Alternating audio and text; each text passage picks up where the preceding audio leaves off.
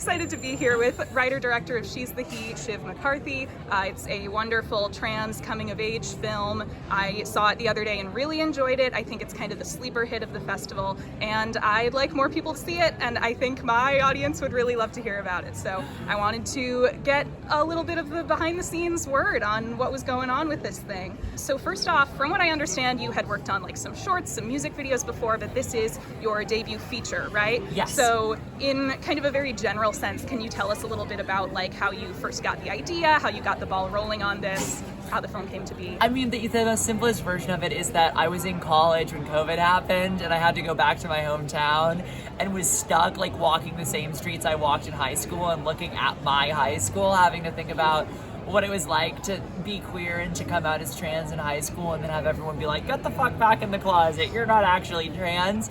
And while that was happening, I was watching every comfort movie that I had when I was 14, which was like She's the Man, Clueless, Mean Girls, episodes of Glee, etc.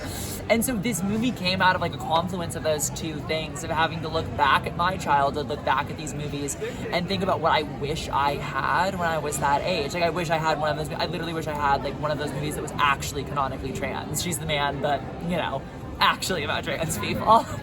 Yeah, and that's so perfect, because I was telling you, I think we've kind of been missing that defining trans teen film that we kind of, not that like one is enough, but you know, we do have a few like kind of classic gay teen films, and yes. I mean, we have 5 zillion straight teen films, so I really feel like this could be one of those defining films.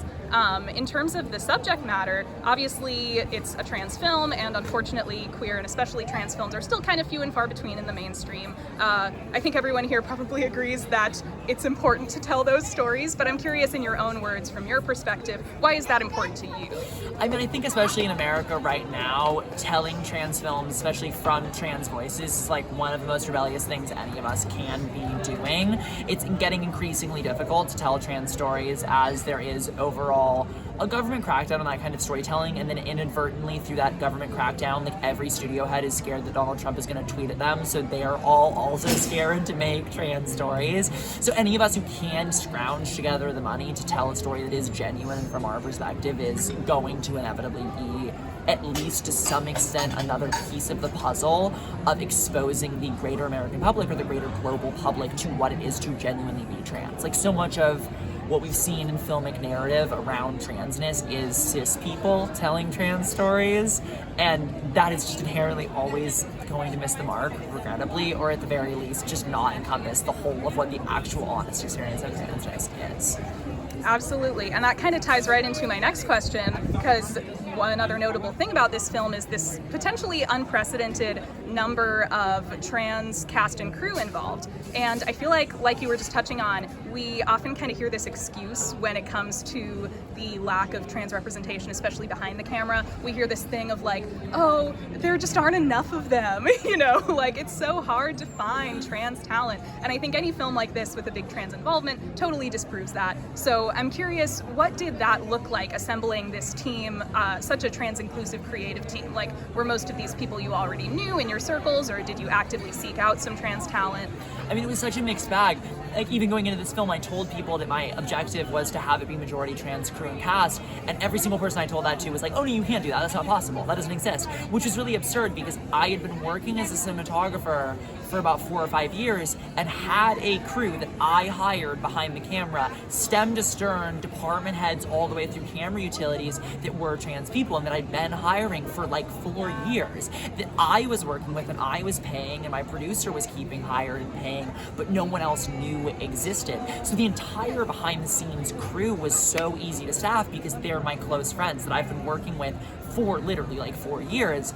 But then it came to finding the in front of camera talent, and Hollywood is not highlighting trans cast like that. They still aren't highlighting trans actors like that. I mean, Emmett Preciado, who's in the film, has been in like a couple of episodes of television. Misha, again, has been in a couple episodes of television even before she came out. It was so sparse, and casting this film, we ended up having to rely so heavily on our friend network and on our community, which is both at the same time a great support of the way that queer community can kind of do anything that it sets its mind to, but also so sad that there isn't a way to anchor a queer film, especially a trans film, around like talent that's bankable, because they haven't given us the chance to make that happen. So it was a really strange thing, because holding to the commitment to have this number of trans people in the movie also made it incredibly hard to fund, and therefore really fucking difficult to make, honestly. Yeah, you're often like trying to pitch them on, we have this actor from whatever, but if you're trying to launch some trans actors, that would complicate things. Back to the content of the film, I'm curious about the screenplay. It's a comedy, and it's very kind of natural and irreverent and rapid fire with a lot of the comedy. And then you have this great like blooper reel in the credits. And I'm curious about how much of that comedy, how much of the dialogue was actually in the script on the page, and how much was more from contributions from your performers, improvisation and whatnot. I mean, it's a huge mix, you know, like a lot of it is down to the ums and ohs and likes, something that I wrote on the page, because that's just generally how I tend to write. But also, like, I was blessed to have an incredible cast of unbelievably funny people who I also was really comfortable collaborating with. And that's the thing with making something like this, that's riding this razor's edge of controversy, is I didn't want to just write a script and then go, okay, we're gonna do this thing that I said, because, you know, my experience of transness is only one in a myriad multiplicity of experiences of transness. I mean, we have people on set, in the cast, from pretty much every different diaspora of the trans umbrella that reaches about as far as you can possibly reach. And the most important thing I've found, with at least with making this film, is that we wanted to make a film that, to the best extent we could, made sure that we were encompassing everybody and making sure that everyone felt as comfortable within this controversial subject matter as we could make. Obviously, we were gonna miss things because none of us are a monolith, but influence and input was one of the most important things inside. I mean, one of the scenes we literally rewrote 30 minutes before we shot it, and the whole scene in one unbroken take is in the film now, because it just wasn't working, it wasn't the right thing, and it needed to change. I mean, like, also Nico Carney, I mean, is like giving the performance of my lifetime. That boy is a movie star, like, I believe that wholesale. You know, every day he would show up with like 17 jokes on a notepad and would pitch them to me back to back to back to back to back as we sat eating breakfast. And I would go, that one, not that one, that one, not that one. And me and him would constantly rewrite. I mean, like, Malia Piles, who plays Sasha in the film, is like one of the funniest fucking people I've ever met, and no one has ever given her the chance to be funny because they cast her as like the weird nerdy girl for some reason. And so many of her one-liners that are like the most iconic things that she says, those are just from her head. When we were rolling, like, she wouldn't even give me a heads up. I would just be like, give me something, and she would give me something new that was insane. And so many of those are in the cut because I was so blessed to find this talent that no one had really like tapped the potential of their improvisational skill, their comedic skill, etc., etc. Yeah, I was gonna mention Nico Carney is totally the breakout star of this movie. He's the guy. He's hilarious. He is a big part of why it's so funny. As a big film fan, I'm always curious about influences. You already mentioned like some She's the Man and Glee episodes, which love. But yeah, could you say a little more about like specific films, directors, movements that have informed either the particular film or your style in general? I mean, it's so overarching. Like, it's funny because I think that my personal style even is a little bit different than this film is, because this film mostly came from a place of wanting it to exist and not seeing anyone else do it. So I felt like I had to be the one to do it because I was lucky enough to be given at least a little bit of cash and a little bit of talent who could go ahead and make it.